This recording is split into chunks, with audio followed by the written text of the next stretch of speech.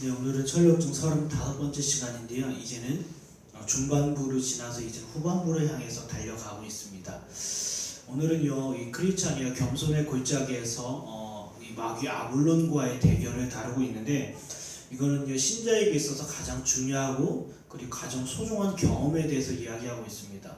저와 여러분이 이 믿음의 길, 이 순례의 길을 간다고 하면 반드시 마귀의 공격과 마귀와의 싸움이 반드시 있다라는 겁니다. 나는 마귀와의 싸움 없이 나는 이 신앙생활을 편하게 하겠다라는 것은 있을 수 없는 일이에요. 왜냐하면 지난 주일에도 나눠본 말씀이지만 마귀는요, 하나님을 직접적으로 대적할 수가 없어요. 그렇기 때문에 하나님께서 필요하신 피조물 중에 가장 아름답고 가장 대표가 되는 바로 인간을 타락시켜서 그 영혼을 자기 손아귀에 얻고자 하는 것이 바로 마귀의 계획입니다. 그리고 계략입니다. 이미 마귀는 머리가 깨졌어요. 그리고 마귀는 이미 그에게 지옥과 영원한 심판이 예비되어 있어요. 그런데 마귀는요, 인간을 타락시키고 자기와 같은 고통을 받기 위해서 인간을 향해서 지속적으로 유혹의 화살을 쏜다라는 거예요. 그리고 인간의 영혼을 자기 소유로 두기 위해서 지속적으로 죄를 범하게 한다는 겁니다. 오늘 그 내용과 그 싸움이 있는데, 사람들은요, 이 마귀와의 싸움에 대해서 쉽게 혹은 우습게 여깁니다. 영적 전쟁이라고 해서 우리는 이 영적 전쟁이 어디에서 일어났는지도 모르고, 그리고 그 배경이 어디 있는지도 모릅니다. 무슨 귀신이 나타나고 귀신이 겁을 주고, 그리고 귀신이 어떤 역사를 일으키고 사람들을 놀래킬 만한 어떤 일을 저지르고, 이걸 통해서 악한 사단의 역사와 그리고 귀신의 역사라고 이야기해 볼 수 있다는 거예요. 그런데 진짜 악한 영과의 싸움이 어디에서 있냐면요, 우리 눈에 보이는 가시적인 싸움이 아니라 바로 마음에서 비롯된다는 거예요. 마음에서. 네. 한국교회 가운데 잘못된 영적 전쟁과 마귀론이 들어오면서요, 이 마귀론에 대해서 자꾸 외적인 부분에 대해서 집중을 하기 시작했어요. 그러다 보니까 사람들이 정작 영적 전쟁이 어디에서 일어나는지도 모르고, 이 영적 전쟁의 배경이 그리고 어디 있는지도 모른다는 거예요. 그런데 진짜 영적 전쟁은요, 우리 마음에서 일어난다는 겁니다. 마귀와의 싸움이 어디에서 있다고요? 우리 마음에 있다는 거예요. 마음에. 그리고 마음에서 늘 마귀는 유혹을 한다는 거예요. 여기 우리 히브리서 10장 38절에서 39절에 보면 이런 내용이 있습니다. 나의 의인은 믿음으로 말미암아 살리라. 또한 뒤로 물러가면 내 마음이 그를 기뻐하지 아니하리라 하셨느니라. 우리는 뒤로 물러나 멸망에 빠질 자가 아니요 오직 영혼을 구원함에 이르는 믿음을 가진 자니라. 아멘. 여러분 보세요. 영적 전쟁은 분명히 큰일입니다. 큰일이고요. 철로역정에 보면 마귀가 할 수만 있으면 이 크리스찬에게 해를 입히려고 노력을 해요. 해를 입히려고. 근데 크리스찬은 어떠합니까? 크리스찬이 갖고 있는 그 믿음으로 말미암아 뭐예요? 대적하고 싸운다라는 거예요. 싸운다라는 것. 여러분, 참된 그리스도인은요, 마음에 일어나는 시기와 질투와 미움과 음욕과 탐욕에 대해서 우습게 여기지 않아요. 네. 나는요, 이렇게 얘기합니다. 사람들은 나는요, 저는 직접적으로 남의 물건을 도둑질을 하지 않았습니다. 저는요, 다른 사람을 바라보면서 해코지 하지 않았습니다. 해를 끼치지 않았습니다. 함부로 하지 않았습니다라고 이야기해요. 예. 그런데 주님께서 말씀하시는 건 어디요? 마음은 어떠냐는 거예요. 마음. 너의 마음은 과연 이 상대방을 바라볼 때 그를 향하여 사랑하는 마음이 있냐라는 거예요. 그리고 그를 향하여 시기와 질투하는 마음이 너희 속에 있진 않은가 점검하라는 겁니다. 근데 사람들은요, 외적으로 행동으로 나타나지 않았다라고 해서 자기는 안심해요. 그리고 쉽게 그리고 우습게 여겨요. 넘어가요. 그런데요, 신자들은 어떻게 해야 합니까? 마음에 일어나는 수많은 요동하는 변화와 상태에 대해서 집중하고 점검해야 된다는 거예요. 왜요? 영적인 싸움이 바로 마음 가운데서 일어나고 있다는 겁니다. 어느 날에요, 사탄이 주는 마음인지도 모르고 사람들은 계속 그 마음 가운데 음욕과 탐욕과 거짓을 품고 살아가요. 그리고 겉으로 볼 때는 나는 괜찮습니다. 나는 의인입니다. 나는 하나님을 섬기는 그리스도인입니다. 라고 이렇게 떳떳하게 살아가요. 그런데 그 마음은 이미 하나님에게서 멀었어요. 그리고 하나님에게서 떠났어요. 주님께서 말씀하십니다. 너희는 입술로 내게 섬기지만 너희들을 마음에서 떠났다는 거예요. 마음은 내게서 멀도다. 왜요? 유대인들이 겉으로 볼 때는 절기도 지키고 예배도 드리고 하나님 앞에 합당한 의무를 다 이행했어요. 그런데 그들의 마음은 뭐예요? 하나님에게서 떠났다라는 거예요. 그게 바로 저와 여러분의 상태라는 겁니다. 저와 여러분이요, 우리가 신앙생활 열심히 한다지만 마귀는요 지속적으로 유혹의 화살을 우리 마음을 향하여, 심장을 향하여 쏘고 있다라는 거예요. 겉으로 볼 땐 괜찮아요? 아니라는 거예요. 그 마음은 과연 어디에 있냐라는 거예요. 그 마음의 상태는 과연 어디에 놓여 있냐라는 거예요. 그것이 중요합니다. 우리가요 병원에 갔습니다. 병원에 갔는데 의사는요 우리 겉모습 보고 판단하지 않아요.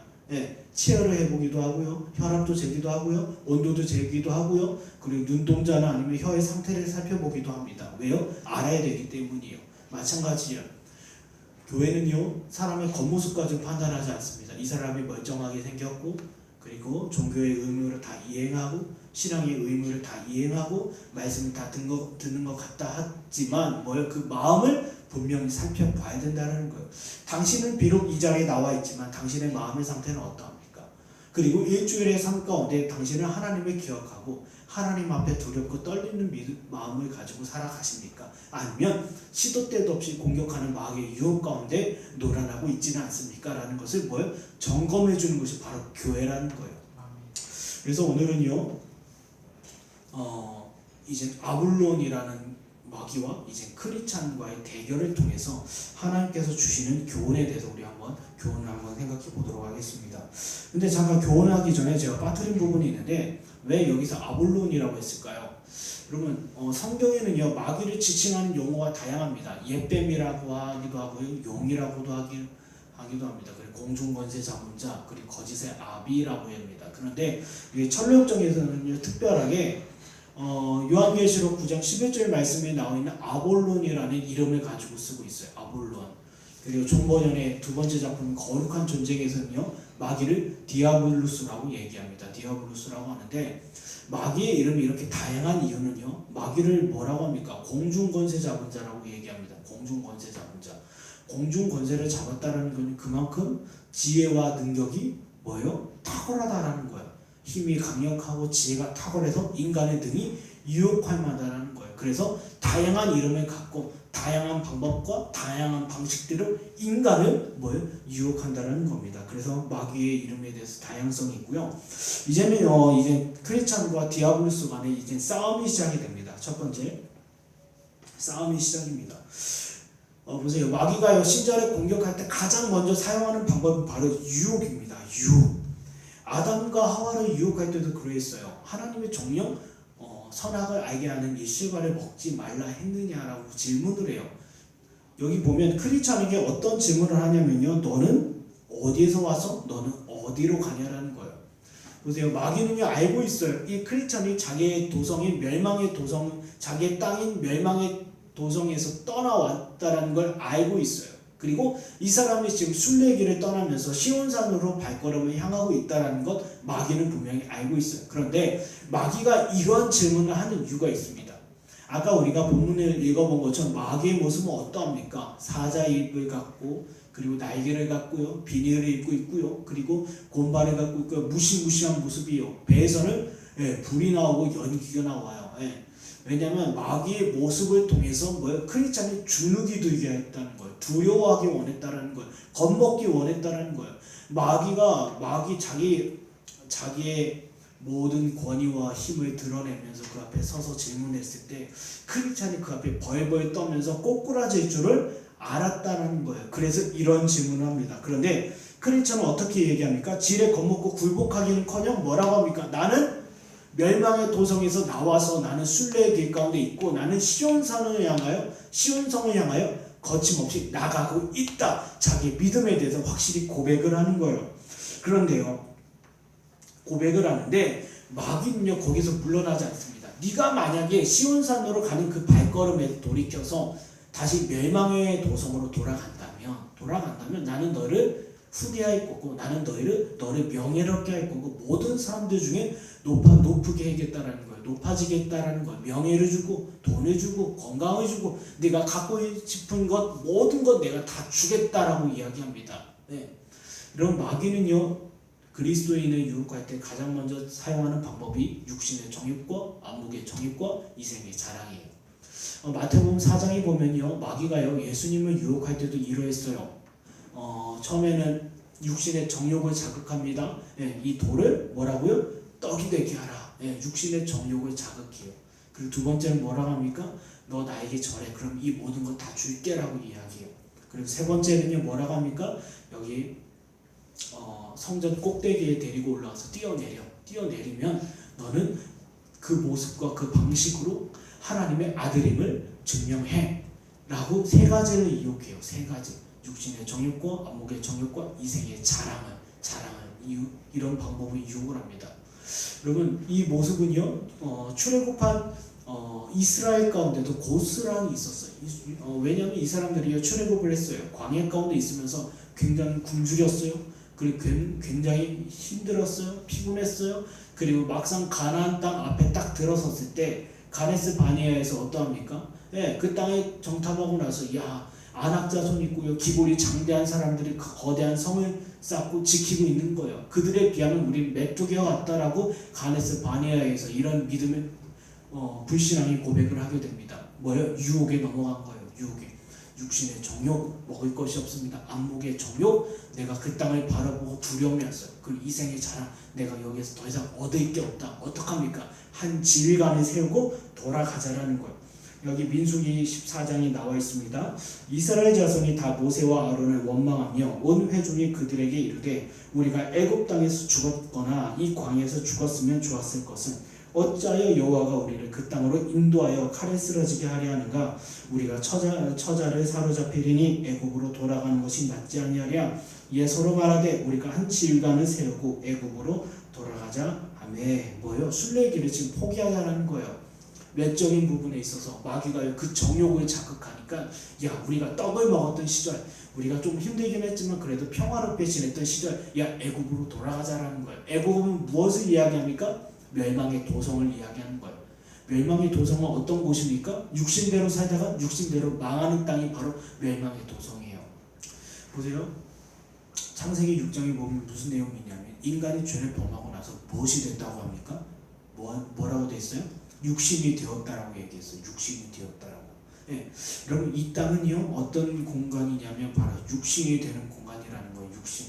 인간이 죄를 범하면 범할수록 육신이 됩니다. 육신의 특징이 무엇입니까? 이 땅에서 태어나고 이 땅에서 죽고 이 땅에서 멸망당한다라는 거예요. 마귀는요 거짓의 압입니다. 거짓말로 자극을 하는 거예요. 내가 이 모든 것 다 너에게 주겠다. 그러니까 너는 돌아와라. 이 유혹이요 앞서 말씀드린 것처럼 예수님께도 있었어요. 예수님께 뭐라고 하냐면 너 나에게 절해. 이 모든 권세, 이 모든 나라, 모든 땅들 다 주겠어. 네, 천하만국을 보여주면서 뭐야? 너 나에게 절해. 그럼 나 너에게 줄 거야 라고 얘기합니다. 근데 마귀는요 이 세상의 주인이 아닙니다. 여러분 이 세상의 통치자는 누구입니까? 하나님이셔요. 그리고 변함없이 이 땅을 주관하고 다스리신 분이 하나님이셔요.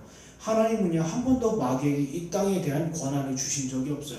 앞서 말씀드린 것처럼 공중 권세 잡은 자라고 되어 있지만 그 능력과 지혜가 탁월하다는 것을 그렇게 표현한 거지 이 땅을 직접적으로 통치하고 이 땅을 직접적으로 주관하고 있지는 않아요. 왜요? 그 마귀의 역사 또한 하나님의 섭리와 하나님의 허락 아래에서 움직이기 때문이에요. 그런데 마귀는 마치 이 땅이 자기 것인 것처럼 거짓말을 해요. 이 땅이 마치 자기 것인 것처럼 거짓말하고 나에게 절해. 그럼 줄 거야. 지금 크리스찬이 뭐라고 합니까? 멸망의 도성에 돌아가. 그럼 나는 모든 복과 모든 축복과 모든 기쁨과 모든 명예와 모든 권력과 돈을 다 주겠어라고 거짓으로 유혹한다는 거예요. 사랑하는 여러분, 우리가 이 정욕에 넘어지면 우리는 다시 육신이 됩니다. 많은 그리스도인들과 많은 목회자들과 많은 교회들이 바로 여기에 유혹 가운데 받고 있어요. 야, 최고의 행복 여기에 있어. 그리고 최고의 행복은 이 세상에 있어. 자꾸 이 세상을 바라보게 하고 이 세상에 집중하게 해요. 네. 그리고 이 세상에서 정말 뭐요? 하나님이 보시기에 믿음의 사람들이 볼 때는 소돔과 고모라의 땅인데 마귀의 유혹 가운데 빠진 사람들을 뭐라고 합니까? 이 땅은 뭐요? 여호와의 동산과 같고 그 애굽 땅과 같다라고 하는 거예요. 여기 보면 창세기 13장 10절에 이런 내용이 있습니다. 이에 롯이 눈을 들어 요단 지역을 바라본즉 수아에까지 온 땅에 물이 넉넉하니 여호와께서 소돔과 고모라를 멸하시기 전이었으므로 여호와의 동산 같고 애굽 땅과 같았더라. 보세요.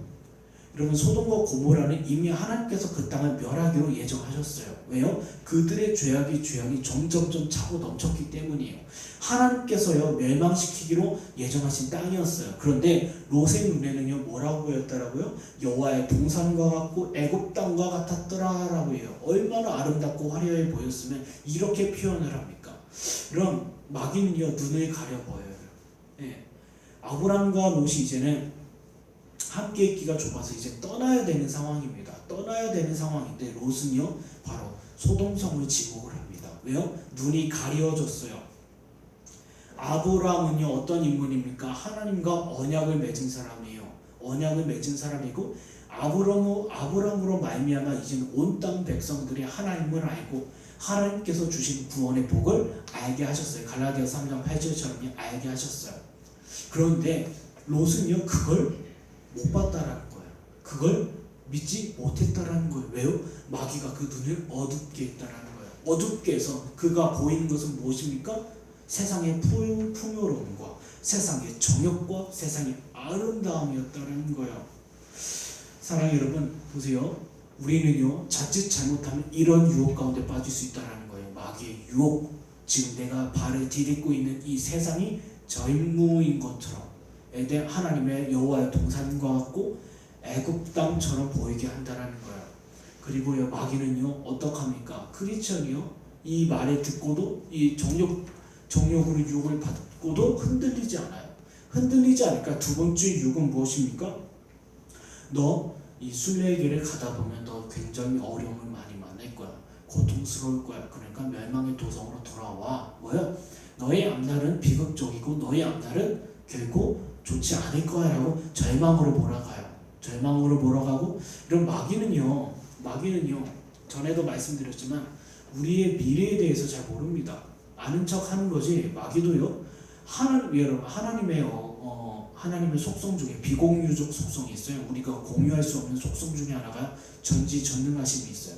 전지전능하신 뭐예요? 모든 것을 행하실 수 있고 모든 것을 알고 계시다라는 거예요. 근데 마귀는요 전지하지 않아요. 마귀는요 한계가 있어요. 대충 역사적으로 지혜가 있기 때문에 통계학적으로 야 이 사람한테 이렇게 유혹하면 넘어올 거야. 이 사람의 약점은 이러해라고 대충 그냥 모르는 미래에 대해서 유혹합니다. 너는 안 될 거야. 너는 망할 거야. 너는 어려울 거야. 너는 포기할 거야 라고 얘기해요. 근데 마귀는요 정작 본인도 미래에 대해서 몰라요. 우리가 어떤 믿음의 고백을 해야 할지 그리고 우리가 어떻게 이 시험을 이겨내갈지 몰라요. 마귀도요. 아는 것처럼 마치 우리에게 두려움을 줍니다. 그리고 우리가 그 길을 포기하게 만들어요. 그러니까 이러다 보니까 크리스천이 거기에 넘어가지 않아요. 크리스천이 넘어가지 않고 어떡합니까? 계속 견디고 나는 이 길을 갈 거야 라고 하니까 마귀는요 최후의 히든카드를 씁니다. 너는 죄인이야 라는 거예요. 너는 하나님 앞에서 두루마리를 잃어버렸고 너는 하나님 앞에서 사자들 아름다운 궁전에 들어가기까지 사자들을 보고 너는 두려워하지 않았냐. 너의 믿음은 이러해. 너는 이것밖에 할 수 없어. 너는 죄인이야. 너는 하나님 앞에 합당한 사람이 아니야 라고 이야기해요. 그럼에도 불구하고 크리스천은 무엇을 의지합니까? 마귀가 지속적으로 유혹하는 그 순간 어떻게 해요? 조심스럽게 뭐요? 손을 칼집에 갖다 대는 거예요. 그리고 칼을 뽑을 준비를 합니다. 왜요? 이런 마귀의 유혹으로부터 이길 방법은요 하나님의 말씀의 검 외에는 없다라는 거예요. 검밖에 없는데 예전에 이런 일이 있었어요. 제가 사역하는 공동체 가운데 어떤 형제가 있었는데 형제가요 심각한 죄책감 가운데 빠졌어요. 하나님 앞에서 심한 죄책감 가운데 빠지니까 오히려 하나님 앞에 나오기보다는 하나님의 거부예요. 억지로 수련회 가운데 데리고 왔는데 표정은 완전 어두워졌어요. 그리고 하나님께서 그 영혼을 건져내시기 위해서 하나님의 말씀의 자리로 끊임없이 초청하시는데 본인은 거절을 해요. 왜요? 마귀의 유혹 가운데 빠졌다는 거예요. 마귀의 유혹은 무엇입니까? 너는 죄인이야. 이런 마귀는요 우리 심령 가운데 죄책감이 일어나게 해요. 분명히 하나님 앞에 해결받은 죄고 하나님 앞에 용서를 받은 죄인데 그 죄책감을 일어나게 해서 오히려 동산 나무 사이에 숨었던 아담과 하와처럼 하나님 앞에 숨어버리게 한다는 거예요. 숨어버리게 하고 이 죄는요 마침내 어떡합니까? 가인이 하나님을 떠나 놋 땅에 거하듯 하나님을 떠나게 한다는 거예요. 그럼 이게 죄의 영향력이고 마귀의 유혹 가운데 있다는 거예요. 그러나 하나님의 구원받은 사람들은 어떡합니까? 나 이미 죄 용서 받았어. 아멘. 나는 예수 그리스도 안에서 해결함을 받았어. 아멘. 그리고 그 손이 어디로 가요? 칼집을 향하는 거예요. 그리고 그 칼을 뽑을 준비를 하는 겁니다. 이런 두 번째 보면요, 싸움의 과정이 있어요. 크리스찬의 손이 칼집으로 향하자마자 이제 크리스찬을 향해서 어떡합니까? 사단이요? 불창을 던져요. 어디를 향해서? 가슴을 향해서 던집니다. 여러분, 이 뜻은 무슨 뜻이냐면요, 이제 크리스찬이 말씀의 검을 뽑으려니까 마귀가 불붙은 창을 던지는데 그 관용이 바로 목표가 마음이었어요. 여러분, 이 전쟁은 바로 마음에 있다라는 거예요. 마음에 있다라는 거예요. 우리 믿음의 선배들은요, 마음, 생각, 영혼을 하나로 봤어요. 하나로 봤기 때문에 이 치열한 영적 전쟁의 현장이 다른 데 있는 것이 아니라 마음에 있다라고 얘기해요.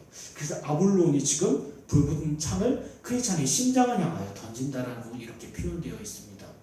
보세요. 오늘날의 영적 전쟁을 살펴보면요, 다 뭐예요? 가시적이고요, 다 비성경적이에요. 왜요? 땅밟기 기도나 아니면 예를 들면 이런 게 있어요. 어느 한 지역을 만약에 어떤 다른 종교의 사원이 있다고 합니다. 사원이 있어요. 그럼 그 사원이 있으면 그 사원을 중심으로 그 악한 영, 그 종교의 영이 그 지역을 다스리고 있다라고 이렇게 얘기했어요. 그러다 보니까 우리는 그 땅을 향해서 회복하기 위해서 땅밟기 기도를 해야 된다는 거예요. 그리고 능력 대결, 능력 기도를 펼쳐야 된다는 거예요. 그리고 그 땅을 향하여 선포하면서 기도해야 그 땅이 주름 잡고 있는 종교를 붙잡고 문화를 붙잡고 사회를 붙잡고 정치를 붙잡고 있는 악한 영이 떠나간다라는 거예요. 이것이 오늘날의 영적 전쟁입니다. 오늘날의 영적 전쟁이고요. 하나님께서는요, 아까 말씀드린 것처럼 이 땅에 대한 통치권을 마귀에게 주신 적이 없어요. 그러다 보니까 사람들은요, 자꾸 오해를 합니다. 마귀와의 직접적인 대결을 쫓아가요. 그러다 보니까 어디 불교 사원에 가가지고 막 거기에서 기도하고 찬양 부르고 예배 드리고 좀 이런 부도덕한 일들이에요. 예를 들면 당군상 목을 자르고 불상 목을 자르고 불상에 낙서를 하고 심지어는 어떻게 해요? 불상에 대해서 침을 뱉고 이런 행동을 한다는 거예요. 그리고 예를 들면 소위 예수 대행진이라고 해서 굉장히 정치적으로 군사적으로 민감한 지역에서 십자가를 들고 행진하는 것.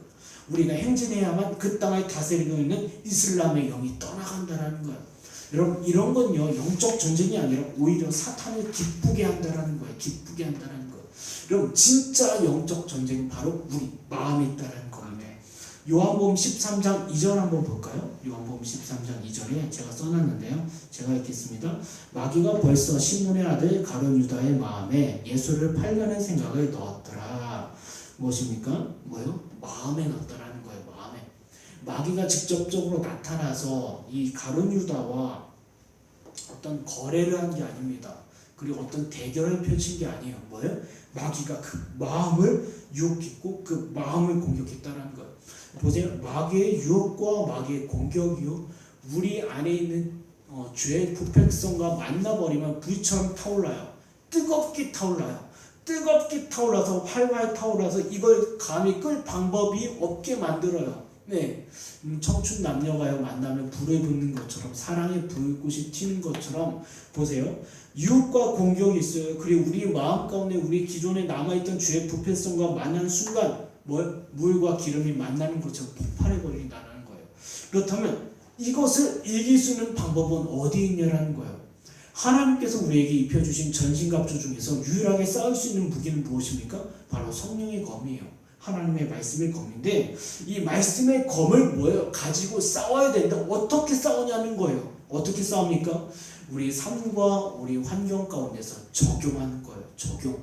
그럼 믿음의 실력은 어디에 있습니까? 어떤 유혹이나 어떤 공격 앞에서 하나님의 말씀이 떠오르는 것이 실력이에요. 그게 실력자지, 어떤 은사를 행하고 어떤 기적을 일으키고 어떤 능력을 보인다고 해서 이 사람이 믿음의 실력자가 아닙니다. 믿음의 실력자는요, 마귀의 유혹이나 공격이나 어떤 위급한 일 앞에서 하나님의 말씀이 그의 마음 가운데 불쑥 나타나는 것이 바로 믿음의 실력자이고, 바로 하나님의 성령의 검을 뽑는 거라는 거예요.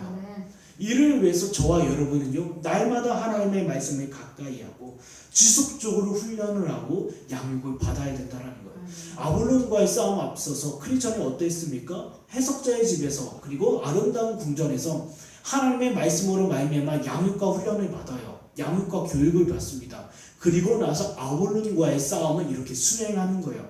마찬가지입니다. 교회는 어떤 공동체입니까? 하나님의 말씀으로 말미암아 양육과 훈련을 받는 공동체예요. 그러다 보니까 마귀의 지속적인 유혹과 공격 앞에서 우리는 어떻게 해요? 여지없이 하나님의 말씀이 떠올라야 된다는 거예요. 그리고 여지없이 하나님의 말씀이 손에서 뽑혀서 싸울 수 있는 겁이 되어야 된다는 거예요. 근데 말씀이 잘 생각나지 않는다라고 하면, 그리고 말씀이 순식간에 떠오르지 않는다라고 하면 뭐예요? 시간과 그리고 자기 마음 상태가 부족한 거예요. 부족해서 뭐예요? 시간을 더 드려야 되고, 더 때로는 하나님의 말씀을 암송해야 되고, 또 하나님의 말씀 앞에 묵상할 수 있는 시간을 확보해야 된다는 거예요. 디모데후서 3장 15절에 이런 말씀이 있습니다. 또 어려서부터 성경을 알았나니 성령은 능히 너로 하여금 그리스도 예수 안에 있는 믿음으로 말미암아 구원에 이르는 지혜가 있게 하느니라. 여기 보세요.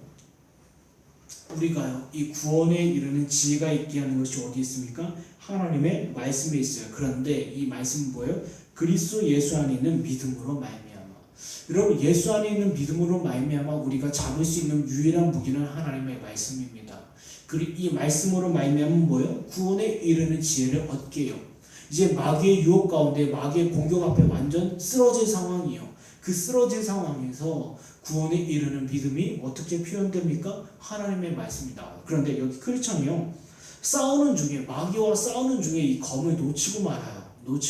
왜냐하면 아직 이 크리스천에게요, 자기 삶과 생활 속에서 이 말씀을 적용하기까지 미숙한 거예요. 여러분, 이제는 갓 거듭난 신자가 있어요. 이제는 믿음 안에서 하나님 앞에서 든든히 자라나는 신자가 있습니다. 그런데 이런 신자는요, 많이 넘어짐이 많아요. 좌로나 우로나 치우칠 때도 많고요. 믿음의 슬럼프나 일시적인 믿음의 퇴보 가운데 빠질 때가 종종 있어요. 왜요? 아직 하나님의 말씀을 사용하기까지 익숙치 않고, 그리고 이 하나님의 말씀이 심령 가운데 굳세게 새겨지지 못했기 때문이에요. 여러분, 마태복음 4장에 보면 어떠합니까? 예수님께서요, 하나님의 말씀을 능수논란하게 사용하시잖아요. 마귀가 유혹하니까요, 신명기 8장 3절의 말씀을 가지고 한 사람이 떡으로 사는 것이 아니라 하나님의 말씀으로 산다라고 외칩니다. 맞죠. 그리고 신명기 6장 13절에 무엇입니까? 기록하였을 때 주 너희 하나님을 경배하고 다만 그를 섬겨라. 그리고 뭐라고 합니까? 또 신명기 6장 16절에 뭐라고 얘기해요? 주님께서 거기에서 하나님을 시험치 말라. 뭐가 나와요? 유혹 앞에서 말씀이 나온다는 거예요. 말씀이요. 그 제자들은요, 그 말씀을 때로는 능수논란하게 사용하지 못해서 시험과 유혹 가운데 종종 빠졌는데, 이들의 믿음과 이 마귀와의 싸움을 위해서 지속적으로 훈련을 받고 지속적으로 양육을 받는 공동체 교회고요. 만약에 쓰러지고 넘어진 지체들이 있다면 우리는 어떻게 합니까? 지속적으로 권면하고 지속적으로 힘을 얻도록 응원하는 게 바로 저와 여러분의 역할이에요. 저 사람이 쓰러졌어. 저 사람이 약간 믿음의 슬럼프 가운데 왔어. 넘어졌어. 그렇다고 해서 정죄나 함부로 대하기보다는 그가 다시 일어날 수 있도록 응원과 격려를 아끼지 말아야 된다는 겁니다. 마지막 세 번째, 싸움의 결과가 있어요. 싸움의 결과인데, 이젠 크리스천은요, 많은 상처와 많은 부상을 입었어요. 그럼에도 불구하고 그 마지막 순간에 칼을 부여잡고, 다시 놓친 칼을 부여잡고 이제 아블론에게 최후의 일격을 가합니다. 그리고 마귀는 치명상을 입고 도망치는데, 여기에 주는 교훈이 있습니다. 우리가요, 마귀를 대적하면 마귀는 도망간다는 거예요. 여기 야고보서 4장 7절입니다.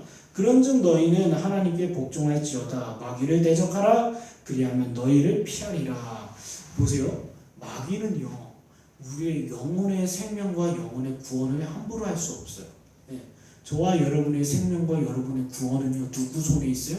주님 손에 있어요. 아멘. 그렇기 때문에 욥기에 보면 마귀가 욥을 건들 때, 욥을 시험할 때 주님께서 말씀하신 게 있어요. 생명은 건들지 말라. 그 생명은 무엇입니까? 영적인 생명이고, 동시에 그의 구원에 대해서, 그리고 그 영혼에 대한 책임이 하나님 앞에 있다는 것. 너의 소관이 아니고 너의 영역이 미치는 곳이 아니라는 것을 분명히 둡니다.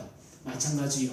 저와 여러분의 구원 그리고 저와 여러분의 영적인 생명 그거는 마귀가 어떻게 할 수가 없어요. 그렇기 때문에 어떡합니까? 우리는 하나님을 향한 그리스도를 향한 믿음을 갖고 어떻게 해요? 대적하라는 거예요.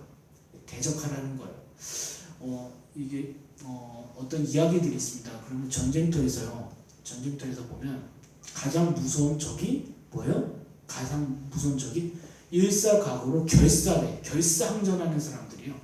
예전에 유명했던 백제 5천 결사대 아시죠? 그것처럼 이제는 등에 배수진을 치고 이제 갈 데가 없어. 여기서 내가 죽겠다라는 마음으로 싸우는 사람들을 보면 어떻게 해요? 상대방의 질에 겁을 먹어요. 만만치 않은 싸움을 하게 됩니다. 마찬가지입니다. 우리는요 이미 우리가 뒤를 보장이 된 사람들이에요. 이미 저와 여러분이요 하나님의 영원한 생명을 얻었고요 하나님의 영원한 기업을 얻은 사람이에요. 이것은 마귀가 건들 수 없어요. 그렇다면 어떡합니까? 우리는 일사각오예요.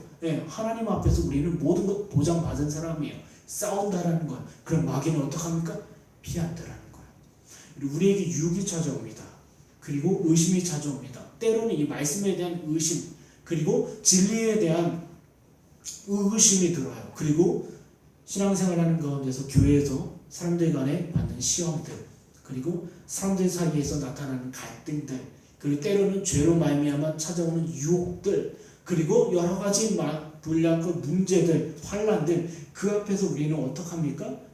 넘어질 수도 있고요. 지금 크리스천처럼 다칠 수도 있어요. 그런데 그럼에도 불구하고 뭐예요? 우리 영혼의 생명과 영원한 나라와 영원한 안식은 하나님 손에 있기 때문에 우리는 다시 일어난다라는 거예요. 제가 교회에 있다 보면요 많은 사람들이 상담하러 옵니다. 대부분의 사람들은요 영적인 문제, 가정의 문제, 자녀의 문제, 교회의 문제, 신앙의 문제를 가지고 오셔요. 참 좋은 시간을 갖습니다. 그런데 때로 가끔 전혀 예상치 못한 사람들이 찾아올 때가 있어요. 예상치 못하고요. 전혀 인격적이지도 못하고 행동이나 태도에 있어서 바른 태도를 갖지 못한 분들이 종종 있습니다. 그런 분들을 만나다 보면 제 마음이 굉장히 상해요. 그리고 저에게도 낙심이 되고 그냥 힘이 쭉 빠져요. 그럴 때가 종종 있습니다. 근데요 그럴 때 지금 크리스천처럼 부상을 입은 것처럼 보일 때 우리에게 필요한 것이 있어요. 바로 은혜라는 거예요. 은혜. 사람을 상대하고 사람을 만나고 그 시험이 들고 환난이 들고 고난을 받고 쓰러지고 풀이 죽을 때도 있어요. 그때 우리가 필요한 것은 바로 은혜예요. 여기 보면 어떤 사람이요 이제 싸움이 다 끝났어요. 마귀는 도망갔습니다. 근데 크리스천은요 심한 부상과 심한 상처 가운데 쓰러져 있어요. 하나님께서 보내신 사람이 그에게 부드러운 생명나무의 부드러운 잎사귀를 전해줍니다. 그 잎사귀를 상처에 바르니까 붙이니까 낫게 되었어요. 이 뜻은 무엇이냐면요 하나님께서 새롭게 주신 은혜를 이야기해요. 우리가 수많은 고통과 수많은 환난과 수많은 아픔을 겪어요. 이 영적 싸움을 하다 보면 지쳐요. 포기하고 싶어요. 내려놓고 싶어요. 그런데 이때 주님께서 새롭게 주시는 은혜가 있다는 거예요. 이 새롭게 주시는 은혜는 무엇이냐면 우리가 말씀을 다시 깨닫게 돼요. 그리고 이 사건과 이 상황을 통해 우리가 다시 하나님을 가까이 하게 되고 하나님을 더욱더 의지하게 되고 하나님을 새롭게 만나요. 이게 거듭남을 이야기하는 것이 아니라 거듭난 자에게 주시는 영적인 갱신을 이야기해요. 갱신. 다시 그 영혼이 새롭게 되고요. 다시 힘을 얻고요. 주님께서 주신 은혜를 다시 이 상황에서 발견을 해요. 원치 않은 직장 상사를 만났어요. 그리고 직장 생활하면서 사회생활하면서 가정생활하면서 영적인 전쟁을 수행합니다. 교회 안에서도 마찬가지로 영적인 전쟁을 수행해요. 그런데 그때 우리는 분명히 대적하고 싸움 이기는데 또한 마음의 상처와 그리고 고난을 받습니다. 그때 주님께서는요 새롭게 깨닫게 하시고 새로운 은혜를 더하셔요. 이사야 40장 31절에 이런 말씀이 있습니다. 오직 여호와를 앙망하는 자는 새 힘을 얻으리니 독수리가 날개치며 올라가는 같을 것이요 다른 박질하여도 곤비하지 아니하겠고 걸어가도 피곤하지 아니하리로다. 뭐예요? 새 힘을 얻는다라는 거예요. 육아로 지칩니까? 그리고 사회생활로 지칩니까? 공부로 지칩니까? 그리고 여러 가지 우리를 지치게 하는 모든 요소들 가운데 우리가 다시 일어날 수 있는 힘은 뭐예요? 주님께서 새 은혜를 더하신다는 거예요. 이 사건과 이 마귀와의 대적하는 이 과정과 그리고 이 말씀을 써서 이기는 이 모든 과정 속에서 새롭게 깨닫게 하신다는 거예요. 그리고 두 번째 또 한 가지 은혜가 있습니다. 그 은혜는요, 여기 보면 앞서 처녀들이 주었던 빵 그리고 건포도 포도주를 먹고 이제 크리스찬은 새 힘을 얻습니다. 그런데 힘을 얻는데 이거는 뭐냐면 이미 아름다운 궁전에 떠나올 때 내 처녀들이 주었던 양식이었어요. 포도주 그리고 떡 그리고 뭐라고 했죠? 건포도인데 이것은 무엇을 상징하냐면요, 간직된 은혜를 얘기해. 간직된 은혜. 이 간직된 은혜는요, 우리가 고난 가운데 환난 가운데 있어요. 그런데 과거에 나를 지키시고 나를 도와주셨고 나와 함께 하셨던 은혜들이 떠오르기 시작해요. 떠오르기 시작해요. 여기 누가복음 24장 30절 31절에 보면 이런 말씀이 있습니다. 그들과 함께 음식 잡수실 때 떡을 가지사 축사하시고 떼어 그들에게 주시니 그들의 눈이 밝아져 그인 줄 알아보더니 예수는 그들에게 보이지 아니하시는지라. 예수님께서요, 육신의 눈으로 바라볼 때는 허무하게 십자가에 못 박혀 죽으셨어요. 제자들에게는요, 낙담이 됐고 낙심이 됐어요. 엠마오로 가는 제자들도 그랬습니다. 다시 돌아가는 거예요. 예루살렘 성 가운데 핍박과 고난이 있으니까 그 자리를 떠나서 터덜터덜 낙심되고 낭망한 마음으로 엠마오로 내려가고 있을 때 예수님께서 나타나셔서 어떻게 하십니까? 과거에 들려주셨던 하나님의 말씀을 다시 들려주시고 그리고 그들 앞에서 친히 성찬을 다시 베풀어 주셔요. 그때 그들이 과거에 주셨던 주님의 말씀을 깨닫게 되고 그들의 심령이 뜨거워지며 그리고 주의 성찬을 통하여 예수 그리스도가 내 앞에 계신 이분이 예수 그리스도임을 깨닫게 됐다는 거예요. 보세요. 새롭게 주시는 은혜가 있어요. 그리고 과거에 간직된 은혜들이 있습니다. 우리가 고통과 환난 가운데서 하나님의 말씀으로 이기고 마귀의 계계를 하나님의 말씀으로 대적했을 때 그리고 분명히 받는 고난과 아픔과 그리고 어려움이 있어요. 그 어려움을 다시 극복할 수 있는 힘은 주님께서 우리를 갱신하시고 우리를 새롭게 하시며 동시에 과거에 주셨던 은혜들, 과거에 넘어졌을 때, 과거에 환난을 받았을 때, 과거에 상처를 받았을 때 다시 이기게 하셨고 다시 승리하게 하셨던 기억들을 되새겨 주셔요. 그걸 간직된 은혜라고 하는데 이것이 바로 주님께서요, 영적 전쟁을 수행하는 저와 여러분을 다시 힘있게 하시고 다시 이 순례길 가운데 지치게 하시지 않는 하나님의 은혜라는 거예요. 아무쪼록 우리 지난주 주일 말씀과 그리고 오늘 수요예배 말씀이 일치되는 부분이 많이 있는데 하나님께서는 분명히 저와 여러분을 전투하는 교회 가운데 싸우는 군인의 모습으로 불러주셨어요. 겉으로 볼 때는요, 외적으로 볼 때는 굉장히 많은 적들이 우리를 둘러싸고 있습니다. 그러나 우리가 하나님의 말씀의 양육과 하나님의 말씀으로 교훈을 받고 이 말씀으로 싸워 이긴다면 분명히 승리할 수 있으며 동시에 주님으로 말미암아 넉넉한 은혜를 경험할 줄 믿습니다.